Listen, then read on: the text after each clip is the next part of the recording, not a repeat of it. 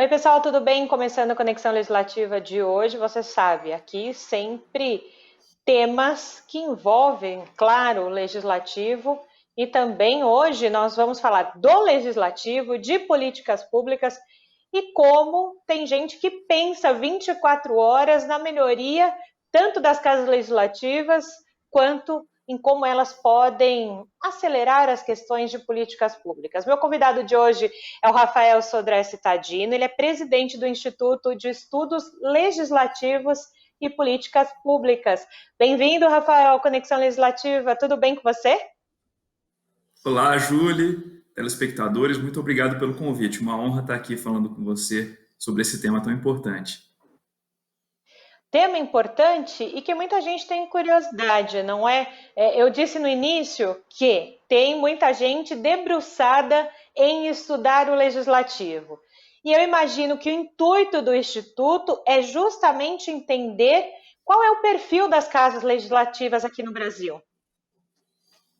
Sem dúvida, Júlia, o IELP, né, o Instituto de Estudos Legislativos e Políticas Públicas, ele foi fundado em fevereiro de 2021 e o intuito desse instituto é justamente contribuir para esse ecossistema de instituições de ensino, redes, que pensam o legislativo brasileiro a partir da sociedade civil organizada. Nós temos muitos institutos no Brasil vinculados às instituições legislativas. Então, você tem o Senado tem 2 institutos, a Câmara tem institutos e centro de formação, a Câmara dos Deputados. Você tem assembleias legislativas como a de Minas Gerais, tem um instituto extremamente desenvolvido que contribui para a academia e vários outros pelo país todo.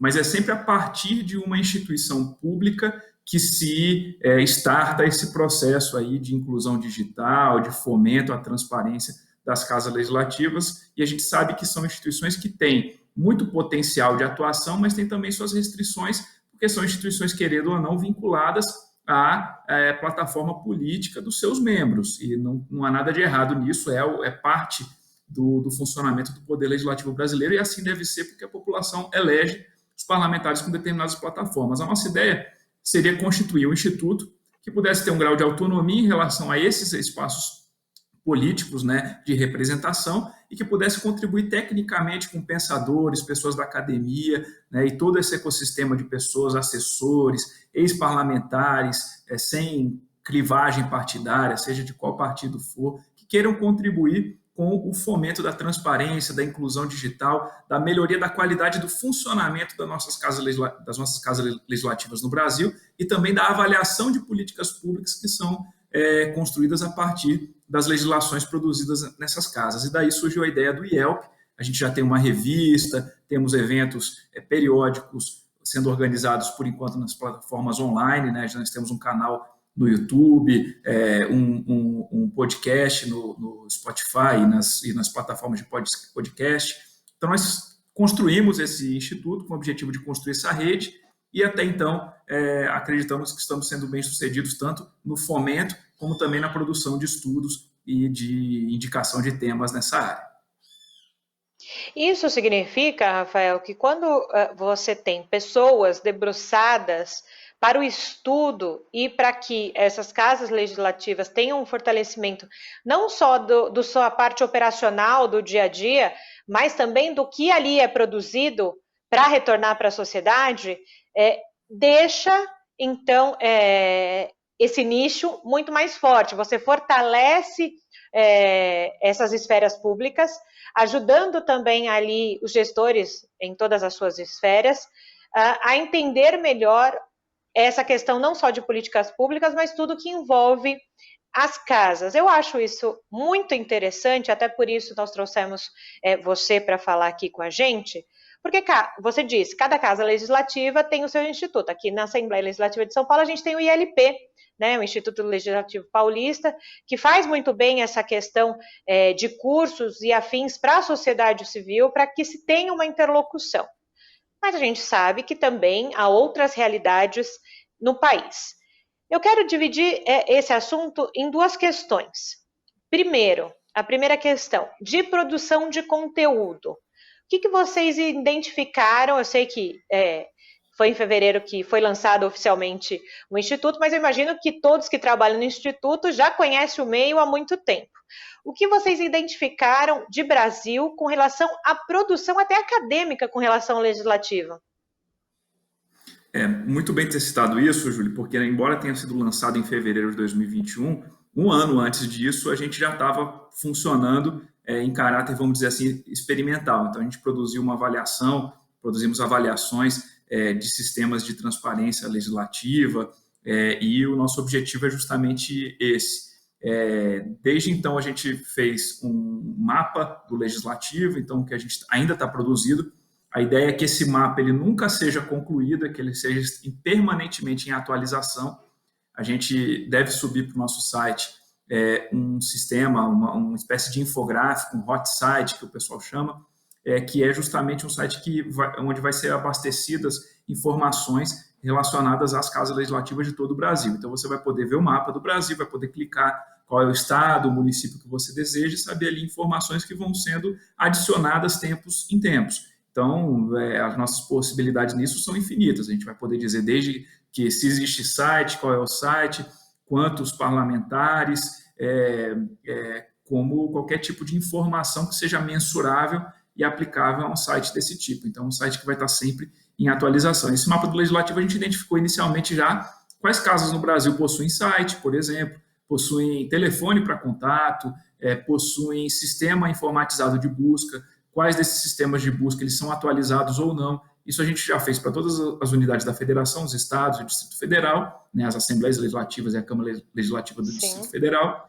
e fizemos para as câmaras municipais das capitais e dos municípios acima de 200 mil habitantes. Agora a gente está passando por uma realidade de municípios médios e depois a gente vai passar para a realidade dos pequenos municípios no Brasil, que é onde a gente sabe que está o elemento mais crítico, digamos assim, da quantidade de casas com sistemas de transparência, sistemas atualizados.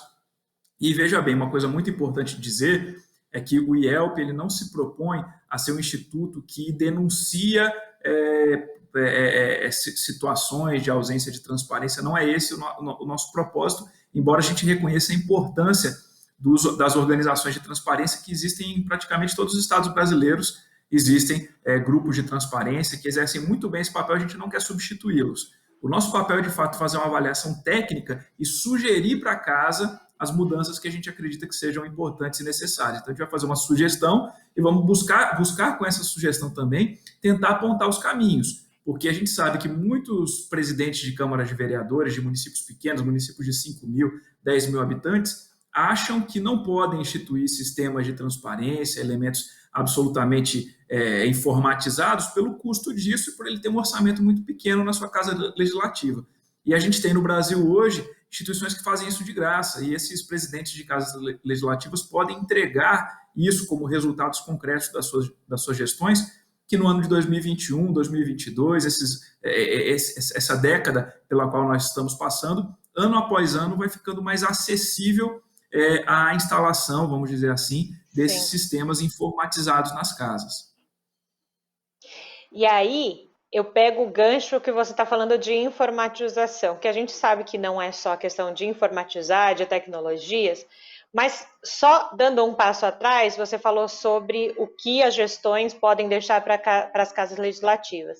Aqui na Assembleia Legislativa de São Paulo, nesses últimos anos, ela tem sofrido, no bom sentido, um processo de modernização, né? E a mesa diretora tem falado muito disso. Uma modernização nos processos, né, de como esses processos vão evoluindo, na digitalização desses processos, né? Agora, mais recentemente, até o sistema orçamentário de finanças também tem um novo sistema de integração de vários departamentos que ajuda nessa questão tecnológica de ser mais rápido, de comunicação, que no fundo depois vai transferir ali para a transparência das informações para o público. Não é? Mas isso a gente depende também de tecnologia. Nós estamos falando da Casa Legislativa, que está em São Paulo, um dos grandes centros, né? São 94 deputados, que lá no início da pandemia se adequou muito rápido a essa questão tecnológica da pandemia, tudo virou remoto, né? O plenário, as comissões viraram remotas por causa disso, mas, como você bem disse, muitas casas legislativas, e aí também vários âmbitos, municipal e afins, não têm essa tecnologia. E a gente sabe que internet no Brasil é uma loucura, né, Rafael? E para tecnologia você depende muito da internet. Qual que é esse olhar, então, do Instituto para essa questão tecnológica, né? Como que uma casa que talvez não tenha essas questões tecnológicas avançadas consegue progredir nesse sentido? É muito bem colocado.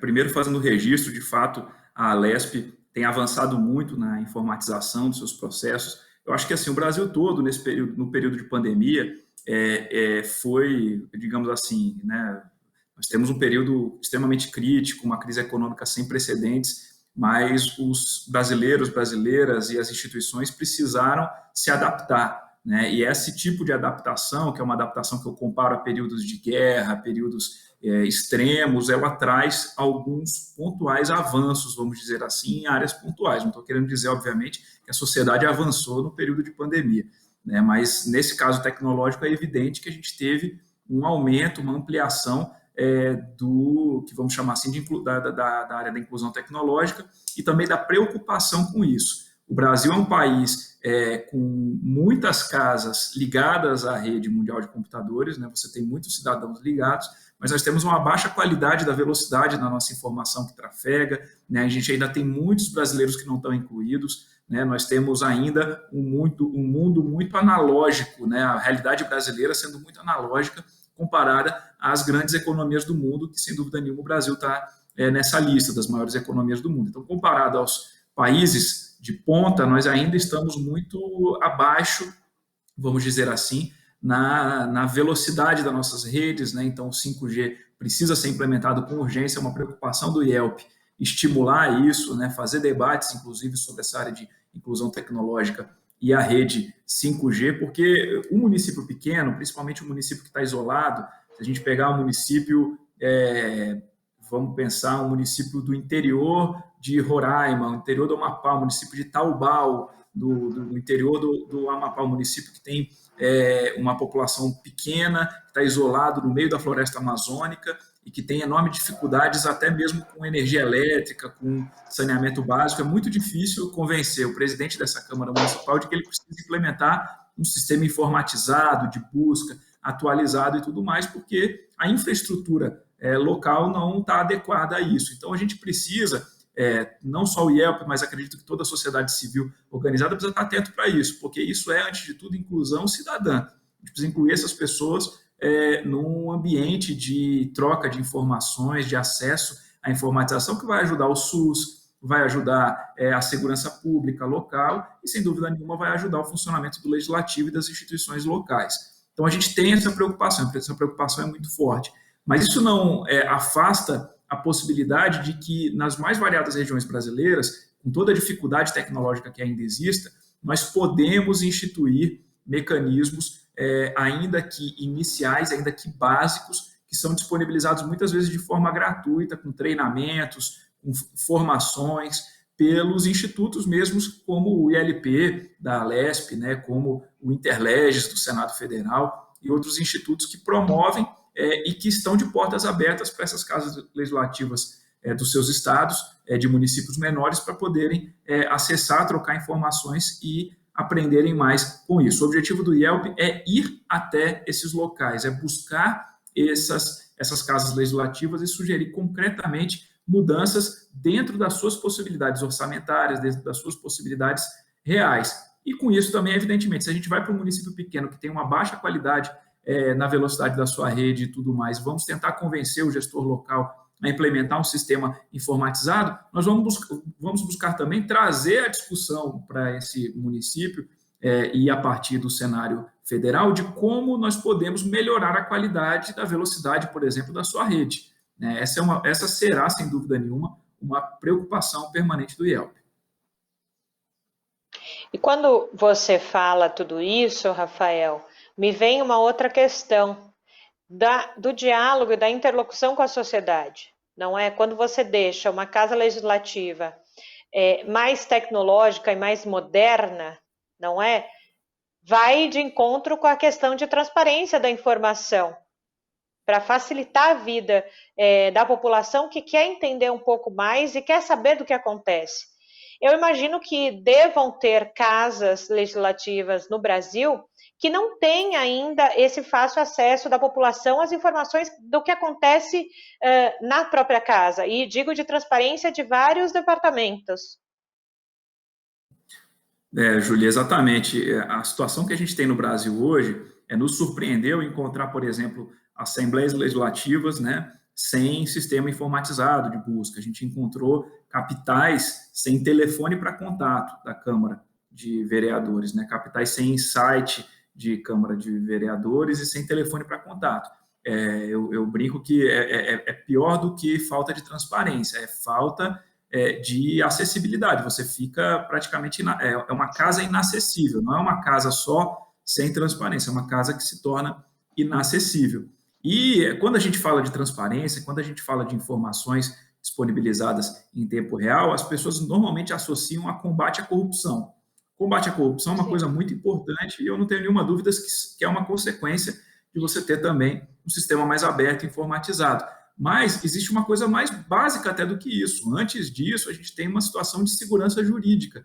Nós temos o Brasil tem mais de 5 mil municípios, o Brasil é um país continental e uma empresa, seja uma empresa brasileira ou uma empresa de outro país que vai fazer negócio no Brasil, ela precisa conhecer a realidade legislativa dos locais em que ela vai fazer negócio, né? E o cidadão também precisa disso. Se você tem um cidadão, muitas vezes acontece no Brasil todo, né, em São Paulo, né, a maior cidade, a maior população residente em um município no Brasil, ou em qualquer outro município do Brasil, você tem situações muito comuns da pessoa que mora numa cidade e trabalha em outra.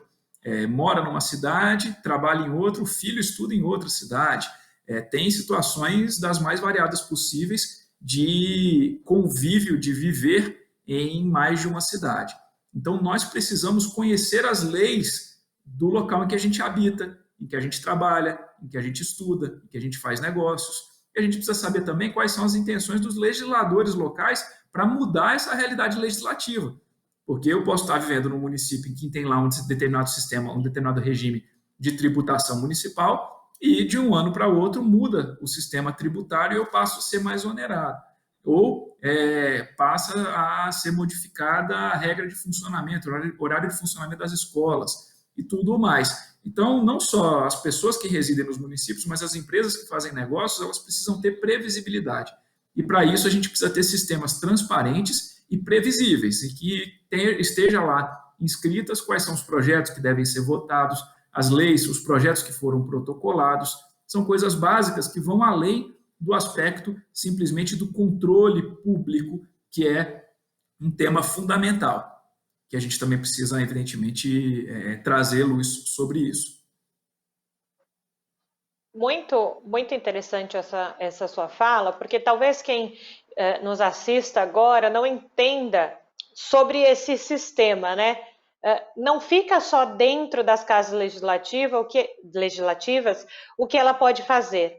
É justamente o sair das casas legislativas, o quanto ela consegue se comunicar com a sociedade.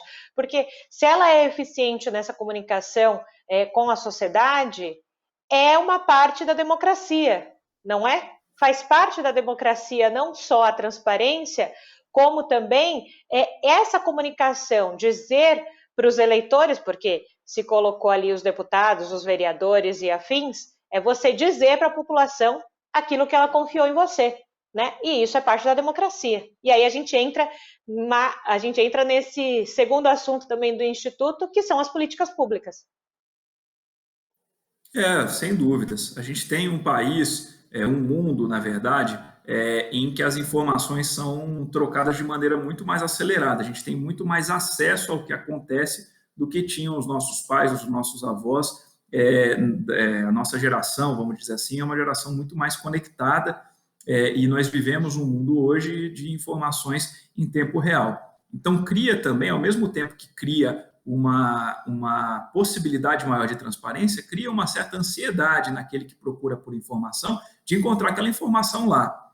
E acredito que a classe política, os deputados, os prefeitos, governadores, tem percebido essa mudança, digamos assim, de realidade e tem cada vez mais buscado prestar contas das suas atividades por meio das suas redes sociais, dos seus jornais, né, das possibilidades que existem de contato com a população. E assim como existe a TV Alesp, que está aí sendo televisionada para o estado de São Paulo, que a população pode assistir gratuitamente tudo o que acontece, também é importante que o cidadão possa, se quiser, acessar o site da sua Câmara de Vereadores, o site da Assembleia Legislativa, e encontrar lá informações sobre o parlamentar que ele elegeu e sobre os outros parlamentares também, não só em quem a gente vota, a gente tem que ficar de olho também nos demais.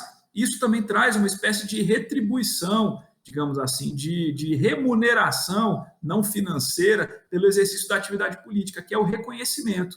Quando a gente é reconhecido pelo bem que a gente faz à sociedade, a gente desempenha o nosso trabalho com muito mais qualidade. E sem reconhecimento, só recebendo pedradas, né, vamos colocar aqui numa linguagem mais direta, numa situação em que a população olha para a política e pensa, todo político é corrupto, a corrupção está alastrada e tudo mais, você tem uma piora da qualidade da produção legislativa e da produção de políticas públicas, porque até mesmo as pessoas bem intencionadas ficam desmotivadas de trabalharem com afinco. O que nós queremos é melhorar, contribuir para melhorar a transparência das casas e a qualidade da produção legislativa também. A gente acha que isso se faz também com uma maior atenção sobre a atividade legislativa e com uma visão não dogmatizada, não estigmatizada da atividade política. A gente não consegue mudar a nossa realidade, melhorar a nossa vida sem a política. A política é que possibilita que nós, coletivamente, escolhamos pessoas representantes que possam gerenciar o Estado, que é mantido com os nossos impostos. Sem a política, não há melhoria na qualidade de vida, pelo menos não coletivamente. A gente consegue melhorar a nossa vida individual, mesmo assim com muitos percalços, com muitos empecilhos, se a gente não tiver uma boa política no comando. Então, a população, antes de rejeitar a política, a gente tem que pensar em como contribuir para que ela seja melhor colocada e como fazer para valorizar quem exerce tão bem a atividade política. A gente tem muitos exemplos pelo Brasil, né? Não podemos generalizar dessa forma a atividade política, como infelizmente temos nos acostumado diante dessa realidade de redes sociais, de imediatismo, estigmatizar, como eu disse. E isso é muito importante, né, para que as pessoas entendam o que acontece na sua cidade e que isso vai refletir efetivamente nas cidades e também dia após dia. A gente está num momento de pandemia em que a gente não tem a certeza de como vai ser o amanhã, não é? E a gente sabe o quanto você também entender o que essas casas estão fazendo neste momento de pandemia, dando um exemplo, né, muito próximo nosso, vai refletir no nosso dia a dia. E como, então, nesse momento, você colocar a sociedade mais próxima dessas casas e ter essa participação popular nas políticas públicas? Porque se é algo que vai para a sociedade, vai influenciar o dia a dia da sociedade, é preciso que a sociedade se sinta parte disso. Sem dúvida. A participação é um elemento importante da atividade pública, né? Sem participação social, a atividade pública ela fica isolada, né? Vira uma atividade que não é o objetivo, pelo menos não da Constituição de 88, a gente estabelecer uma sociedade em que a sociedade civil esteja apartada do processo político, né? Nós temos a possibilidade, desde questões básicas como audiências públicas, consultas e tudo mais que possa ser feito. Mas a gente tem hoje uma participação muito mais direta, né? Se a gente pega as redes sociais, enquetes que muitas vezes as casas fazem, se você abrir o site lá do Senado, você vai ter enquetes sobre qualquer tipo de projeto de lei e tudo mais. Claro que são instrumentos, eu vou chamar assim, mais precários de avaliação da opinião pública, né? Não é uma enquete que vai dizer se a sociedade está a favor ou contra determinado projeto. Mas tudo isso,